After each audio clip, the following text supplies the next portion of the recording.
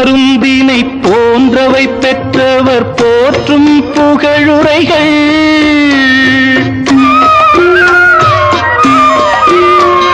தூக்க மருந்தினை போன்றவை பெற்றவர் போற்றும் புகழுரைகள்.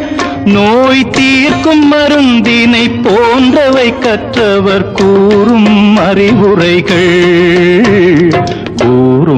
அறிவுரைகள். இந்த பச்சை கிளிக்கு ஒரு செவ்வந்தி பூவில் தொட்டிலை கட்டி வைத்தேன். அதில் பட்டு தூகிலுடன் அன்னச்சீரகினை மெல்லனையிட்டு வைத்தேன்.